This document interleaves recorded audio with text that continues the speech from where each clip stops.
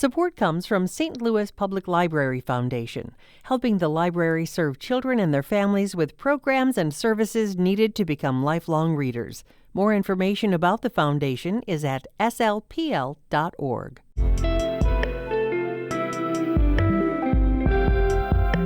From the St. Louis Public Radio Newsroom, this is The Gateway. It's Monday, September 8th. I'm Abby Larico. Missouri lawmakers will return to Jefferson City today with momentum and some pushback on redrawing the state's congressional maps and limiting voters' ability to pass laws. St. Louis Public Radio's Jason Rosenbaum gets us up to speed and gives us a preview as the second week of this special legislative session begins. Plus, Queen Sugar actress Tina Lifford is embracing how she solidified her legacy on the small screen for more than 4 decades by prioritizing her mental wellness. I started to realize that I was experiencing a greater sense of internal well-being. I wasn't as afraid of life. She speaks with STLPR's Marissanne Lewis-Thompson. That's all coming up on The Gateway. The man who was with Michael Brown Jr. when he was killed by a Ferguson police officer has died after he was shot Sunday morning. A spokesperson with the Ferguson Police Department confirmed Dorian Johnson died from injuries from the shooting on the 9600 block of Abuco Court. That's less than a mile from where Brown was killed. Police say one person is in custody connected to the shooting, and an investigation is ongoing. Posts mourning Johnson filled social media on Sunday.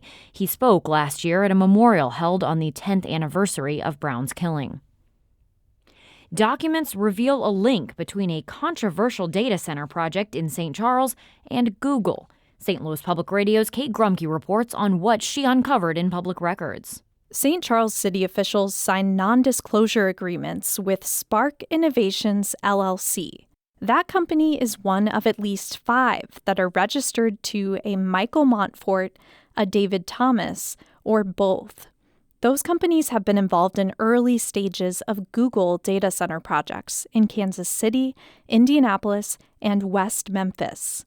Last month, public outcry led the developer to pull an application for the $1 billion St. Charles data center project. Soon after, the St. Charles City Council unanimously passed a 1-year moratorium on data center applications. But the project developer told city officials it would be back.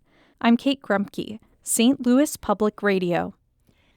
A plan to overhaul St. Louis's more than 50-year-old zoning code is now underway. The Zoning Upgrade, or ZOOP, plan is meant to make it easier for people to build in St. Louis.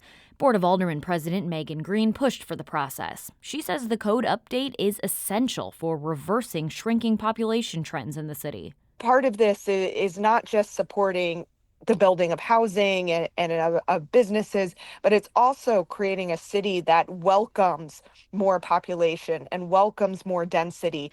Green says right now potential developers must jump through a lot of hoops in order to build. The process is expected to take up to 18 months, and a 12-member citizen advisory committee will help guide it. The historic Goodwill complex in St. Louis's Central West End is being transformed into a hub for bioscience startup companies. STLPR's Lucretia Wembley reports. Washington University acquired the building in 2019, and it will now be known as Catalyst, powered by WashU. It has about 163,000 square feet and will also serve as a graduation space for startups. The hub is designed to nurture bioscience companies by providing lab and office spaces and other critical support. The 7-story facility will expand by 4 stories in the $100 million renovation. C2N Diagnostics will be the first to occupy the complex by late 2026. The company develops diagnostic tests for Alzheimer's and other brain diseases. I'm Lucretia Wembley, St. Louis Public Radio. Unionized Boeing employees say they aren't concerned about losing their jobs, even after the company announced they'd hire replacements for their striking workers. Boeing quality specialist Freddie Stover says the company already struggled to hire skilled workers before the strike began. We're not worried about that they're going to try to hire 3,200 people to replace us. Who's going to train them? About 3,200 workers are entering the sixth week of striking after rejecting Boeing's contract August 3rd. They say the hiring announcement has not fazed them, and they're continuing to strike until Boeing changes its terms. A company executive told the media that he does not plan to change the economic framework of the contract, but he is open to small changes. U.S. Steel will quit shipping in slabs of steel to be processed at Granite City Works next month. That's according to a union memo shared with St. Louis Public Radio. The memo says that the company has stated there will be no layoffs because of this decision. With both blast furnaces shut down, steel workers in Granite City had just been processing slabs from other U.S. Steel facilities in the last couple years. It's not clear what work will remain. This news comes as many in the Metro East wonder if the mill will survive after President Donald Trump approved the $14 billion purchase of U.S. Steel by the Japanese company Nippon. A South Central Illinois farmer donated 40,000 pounds of watermelons, sweet corn, and pumpkins to military families at Scott Air Force Base. It's all part of a new program from the federal government aimed at cutting down on wasted food. STLPR's Will Bauer reports. The new program piloted at the Metro East base is called Feed It Onward. Run by the Environmental Protection Agency, it coordinates with farmers that have unwanted food, who then give that away to military families. Farmer Sarah Fry says she donated up to $24,000 worth of produce that large retail grocery stores wouldn't take. And we need to sort of reset our minds, too, as Americans, that we don't want everything to look perfect in our grocery stores. We want to be able to purchase visually imperfect fruit, because oftentimes that's the best fruit. Fry and EPA Administrator Lee Zeldin say they're hopeful other farmers can replicate this partnership at other military installations. At Scott Air Force Base, I'm Will Bauer, St. Louis Public Radio. Earlier this year, the U.S. Department of Agriculture cut 2 programs that connected local farmers and ranchers to schools and food banks as part of cost-cutting efforts. When asked why the administration wanted to start this program and cancel the others, Zeldin declined to answer.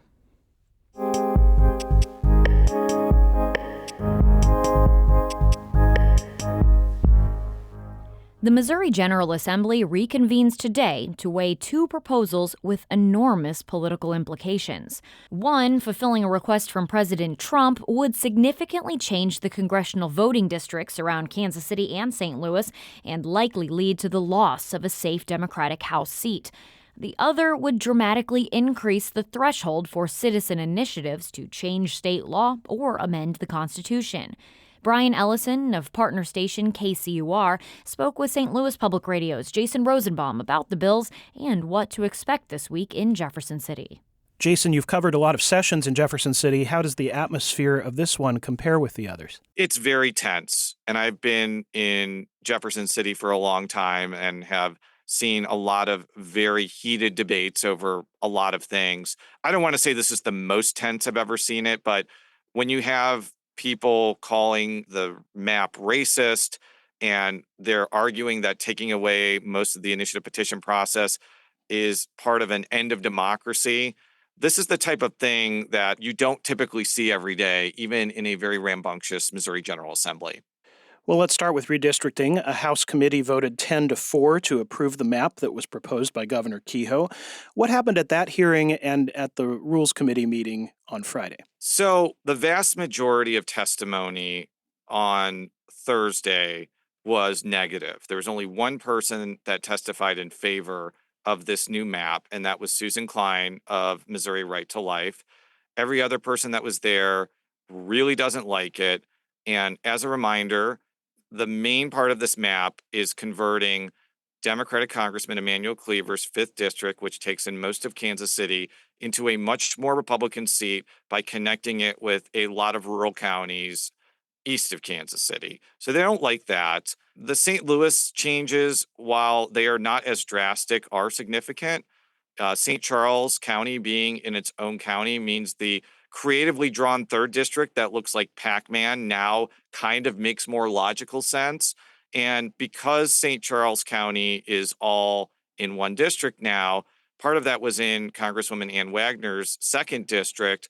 And she's going to be adding parts of Jefferson County, Washington County, Gasconade County, and Crawford County. It doesn't really change the Wagner's district that much in terms of its competitiveness. It's a Republican-leaning seat.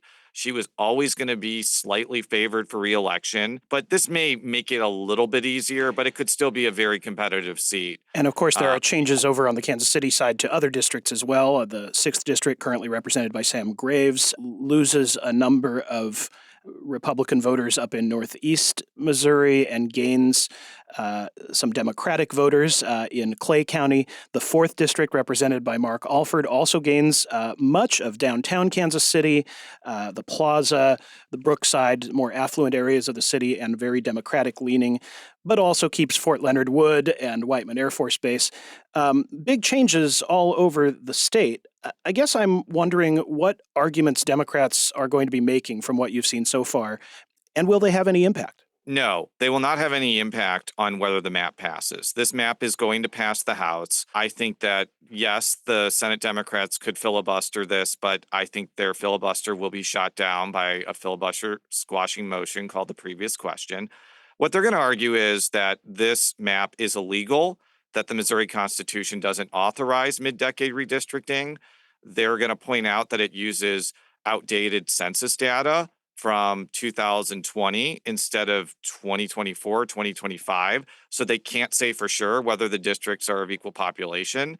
And one of the things that was really interesting from Representative Lakeisha Bosley of St. Louis is because the census data is not updated, we don't know if the 1st district, which will remain the only Democratic seat if this map passes, is a minority-majority district, which is really important because that district is protected by the Voting Rights Act, and that could be a really obvious way to challenge this entire map.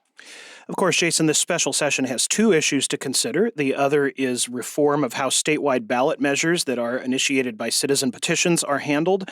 What's the gist of the proposal that has now made it out of the committee, also along party lines?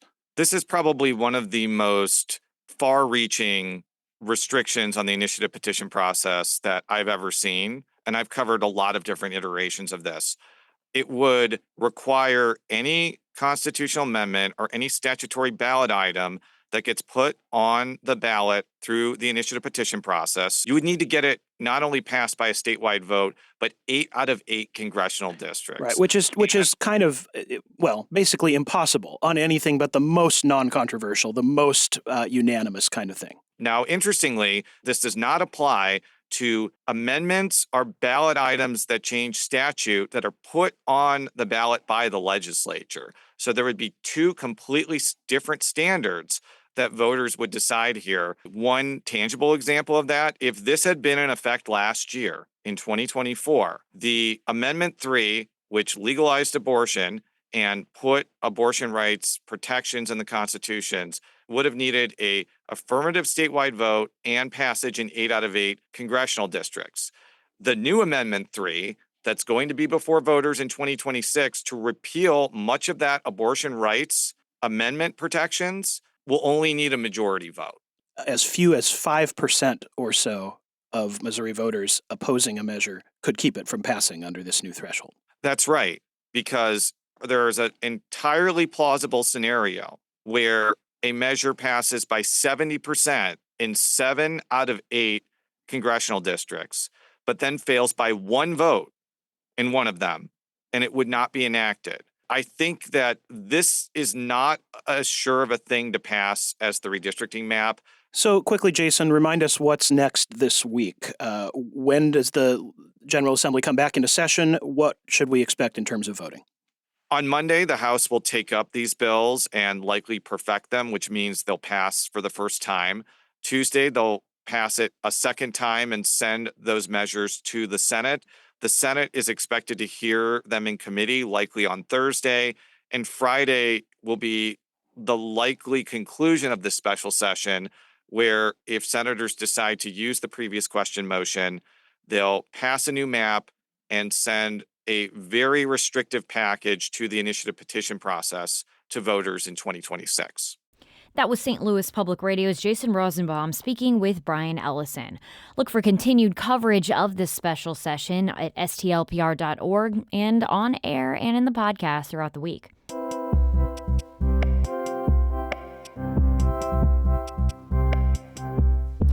Actress Tina Lifford has made a name for herself on the small screen in cultural hits such as Queen Sugar, South Central, and The Temptations miniseries.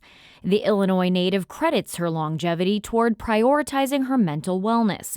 STLPR's Marissanne and Lewis-Thompson spoke with Lifford ahead of her appearance this week at the Own Your Now Wellness Experience in St. Louis about her career, mental health, and how she became an actress. I knew that I wanted to be an actress when I was in the second grade. So every time I was in a drama class, I excelled and I felt like I was in my happy place. So you're widely known for playing Aunt Vi in Owen's Queen Sugar, but you were also in the legendary Temptations miniseries. All these years later, and I'm talking decades, right? People still stop me on the street and talk to me about Mama Hayes. And I think that that miniseries is one of the most successful miniseries on record. You've been in the entertainment industry for more than 40 years, but mental wellness has always been intricately woven throughout your career. Why? For me, I wanted to be an actress in the second grade.